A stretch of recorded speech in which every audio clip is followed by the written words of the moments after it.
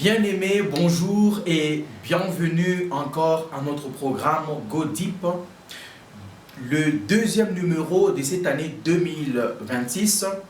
Et le message que j'amène en ces débuts d'année, c'est un message simple qui s'intitule « Ne quitte pas la présence des dieux ». Ne quitte pas la présence des dieux. La première vidéo a déjà été balancée. Si vous l'avez raté, je vais vous conseiller vivement de pouvoir la revoir, donc de pouvoir la revisiter, visiter notre chaîne pour retrouver la vidéo sur ne quitte pas la présence des dieux. Et le texte de base, c'est dans Ézéchiel chapitre 22, verset 30. La parole qui dit « Je cherche parmi eux un homme qui élève un mur, qui se tienne à la brèche devant moi en faveur du pays, afin que je ne le détruise pas. Mais je n'en trouve point. » Ici, le Seigneur dit « Je n'en trouve point. » Il cherche et il ne trouve pas. Mais je veux vous donner aujourd'hui le texte d'aujourd'hui qui est le psaume 106, le verset 23. Ici, le psaume 106, verset 23. Ne quitte pas la présence des dieux. Psaume 106, verset 23. Et il parla de les exterminer. Ici, c'est le Seigneur. Le contexte, c'est que Yahweh, notre Dieu, lorsque les enfants des dieux d'Israël dans le désert avaient péché, en élevant le veau d'or, le Seigneur était en colère et il avait juré de les exterminer. Mais Moïse, son élu, se tint à la brèche devant lui pour détourner sa fureur et l'empêcher de les détruire. Si dans Ézéchiel, le chapitre 22, verset 30, le Seigneur cherche quelqu'un et il ne trouve pas, mais dans Psaume, au chapitre 106, le Seigneur trouve quelqu'un qui se tient à la brèche, qui se jette entre Dieu et le peuple pour détourner la colère de Dieu, pour détourner la fureur de Dieu, afin que Dieu ne détruisit pas le peuple. Bien-aimés, voici le profil que Dieu cherche. Le Seigneur cherche un profil d'un intercesseur. Ici, le profil de Moïse, c'est le profil d'un intercesseur, de quelqu'un qui a le peuple de Dieu à cœur, le profil de quelqu'un qui a le souci de l'œuvre de Dieu. Quelqu'un qui s'est dit, je peux sacrifier mon plaisir, je peux sacrifier mes besoins pour que l'œuvre de Dieu tienne. Je ne veux pas voir l'œuvre de Dieu mourir en ma présence. Je me tiens, je me lance à l'eau pour que l'œuvre de Dieu ne tombe pas, pour que le ministère ne tombe pas. Comment il le fait? Il le fait dans l'intercession. Il le fait aussi avec les moyens. Ça dépend des conditions, ça dépend des situations. Bien-aimé, le Seigneur cherche un homme. Le Seigneur cherche une femme avec un profil, le profil d'un intercesseur, pour que la colère du Seigneur soit détournée, pour que le Seigneur ne détruise pas le peuple. Ici, le Seigneur avait parlé d'exterminer le peuple. Il avait juré dans sa colère ardente de détruire le peuple. Mais voyez un profil, Moïse son élu. Moïse était l'élu de Dieu. Il n'y a que les élus qui peuvent comprendre le message, qui peuvent comprendre la responsabilité et se jeter à l'eau et mouiller les maillots pour que l'œuvre de Dieu ne soit pas détruite, pour que l'œuvre de Dieu ne faillisse pas. Se tint à la brèche devant lui, il s'est tenu à la brèche. Et bien aimé, Moïse voulait même que le Seigneur puisse d'abord le détruire lui, avant de détruire le peuple. Voici le profil que le Seigneur cherche. Dieu cherche le profil des gens qui peuvent brûler le temps de leur sommeil. Si vous êtes un homme, votre force doit être dans la prière. Vous êtes père, chef de famille. Votre force, bien-aimée, doit être dans la prière. C'est là que le Seigneur vous attend. Le Seigneur vous attend à sécher les nuits pour que votre famille tienne. Dieu vous attend dans l'intercession, dans les jeûnes, Dieu vous attend à vous sacrifier, à sacrifier même vos besoins à vous, pour que votre famille tienne. C'est comme ça que vous pouvez détourner la fureur de Dieu et l'empêcher de les détruire. Lorsque vous remarquez qu'il y a des situations récurrentes, bien-aimés, si nous allons dans Exode au chapitre 32, c'est le chapitre de l'idolâtrie. Mais au chapitre 33, c'est le chapitre où nous voyons maintenant l'intercession de Moïse, où Moïse intercède ardemment pour le peuple. Moïse fait des pétitions. Il y a des situations, bien aimées, en 2026, qui vont demander que vous puissiez être précis dans la prière. N'est pas prier comme battant l'air.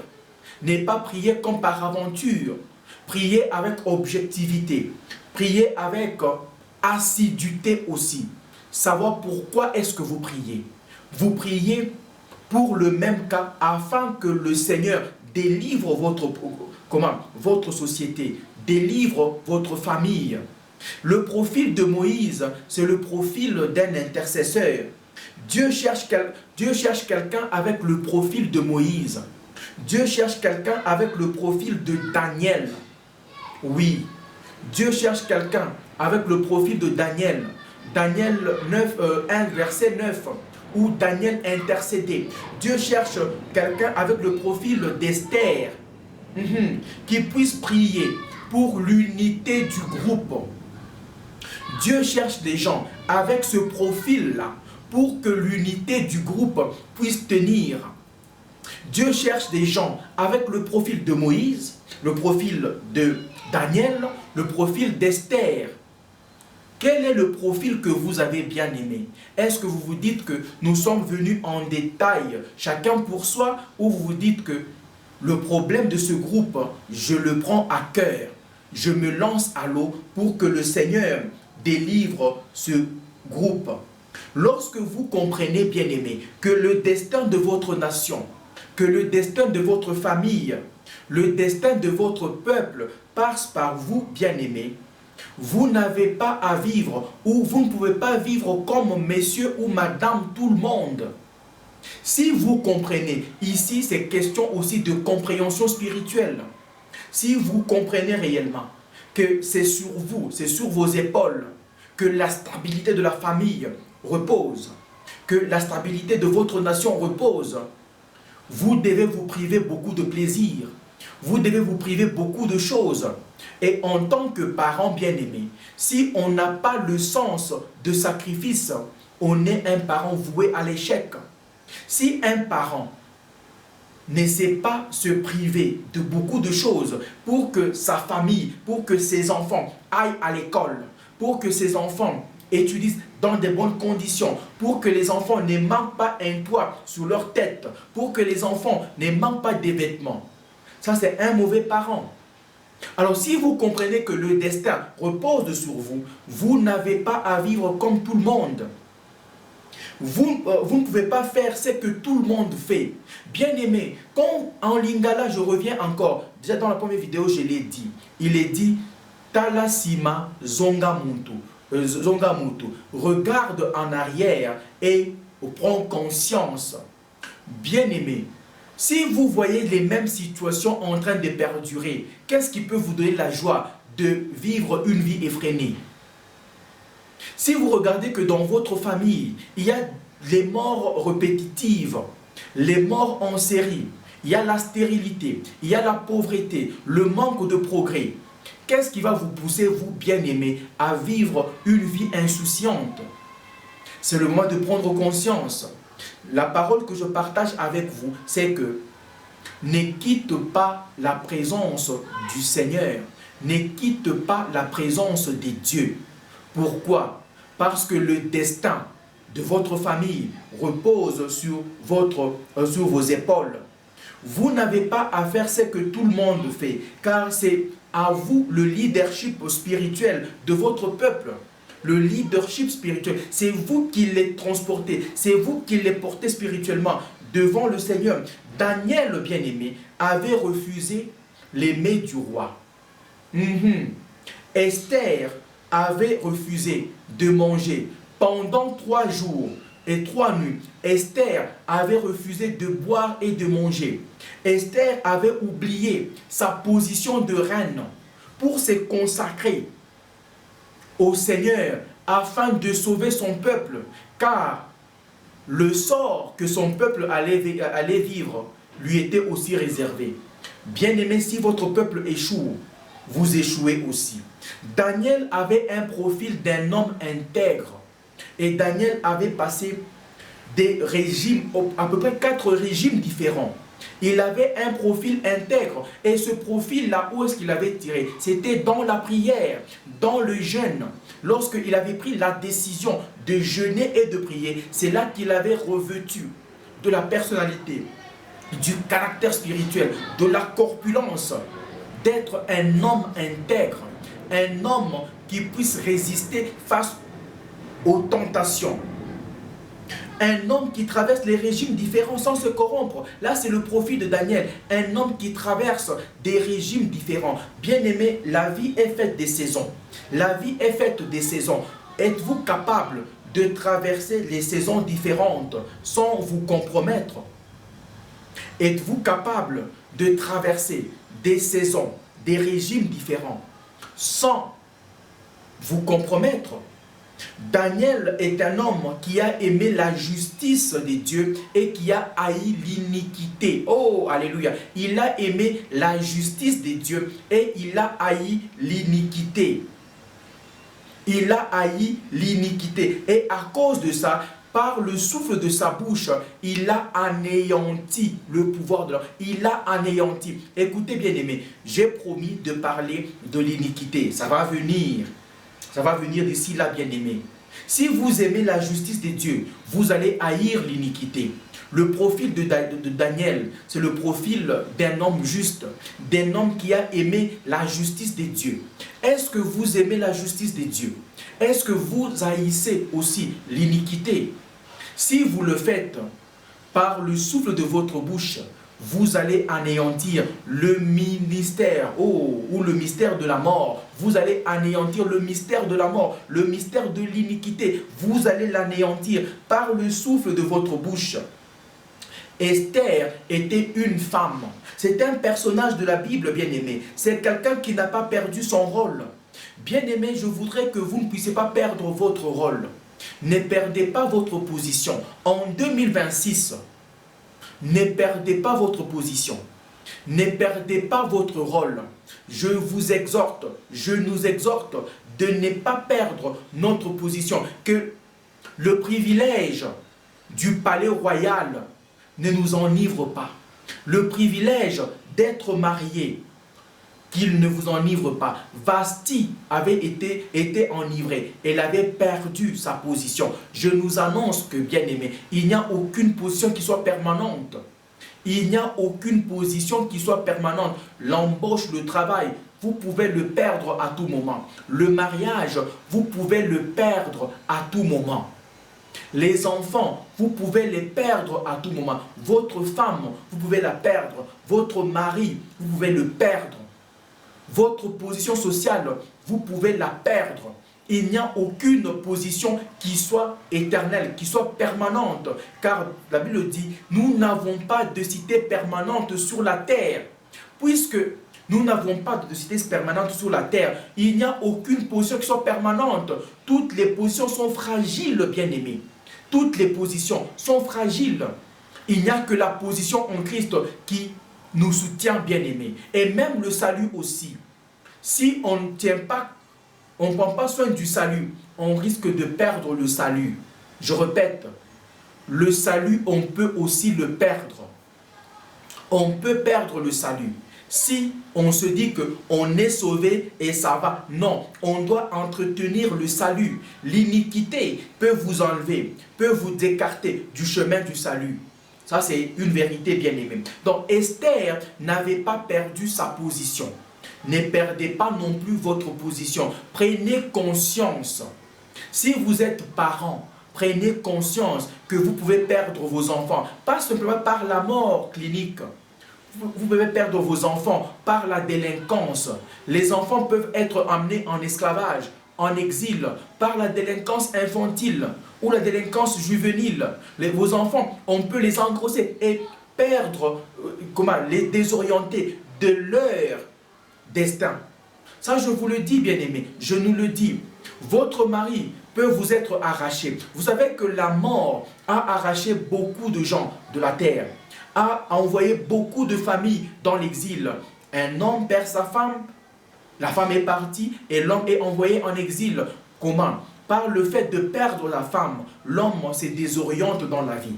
La femme même, les enfants, par le fait de perdre leurs parents, leur avenir balancé. Écoutez, chers enfants, qui êtes déjà à l'âge de prière, prenez conscience de ne pas quitter la présence du Seigneur, de vous tenir toujours dans la présence du Seigneur. Priez pour l'unité familiale. Le divorce des parents peut envoyer toute une famille dans l'exil. Il n'y a aucune position, bien-aimée, qui soit une garantie. Alors, Esther, c'est quelqu'un ou c'est un personnage qui n'a pas perdu son rôle.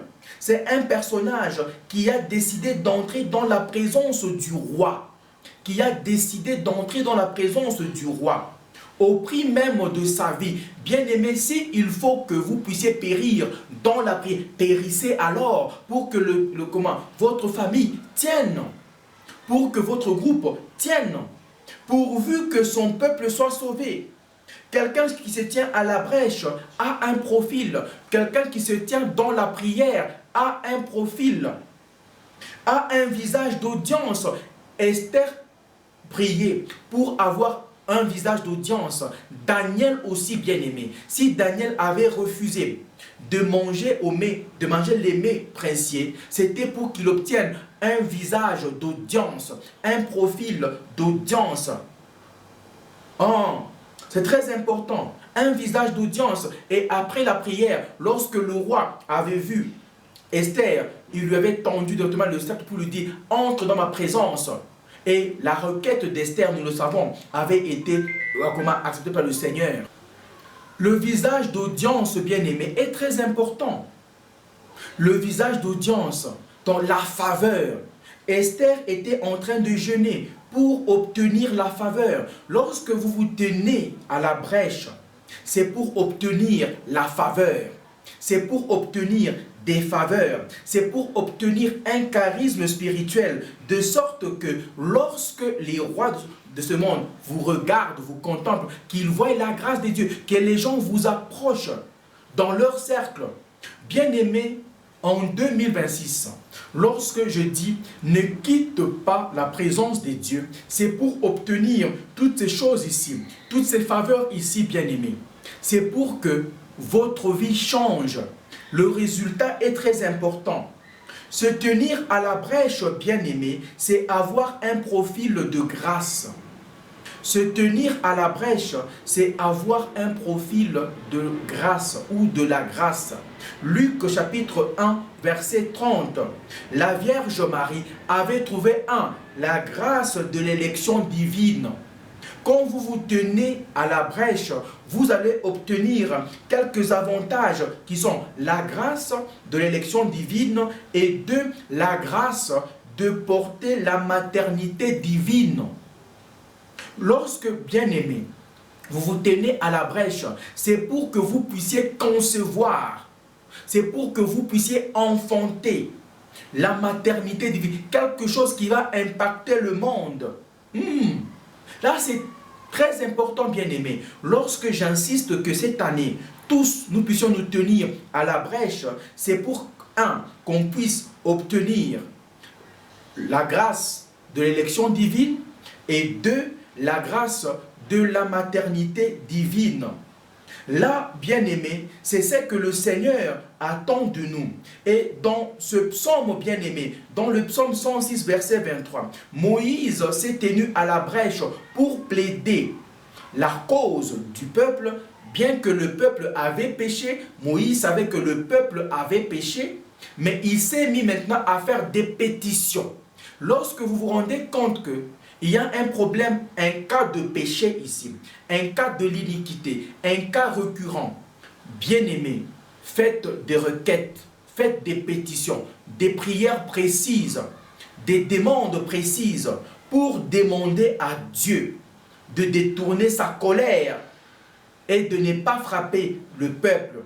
Nous vivons, bien aimés, actuellement dans un monde ou dans une génération Android où tout est à la portée de tous. Et la perversité, bien aimée, est à la portée de l'homme. Les femmes ont des soifs effrénées, assouvissantes.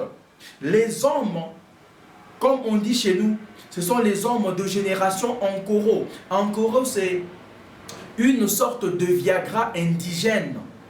Les hommes font toutes ces choses-là, bien aimés, pour pouvoir satisfaire leurs désirs charnels. Et nous vivons aussi dans une génération où le poison devient facile.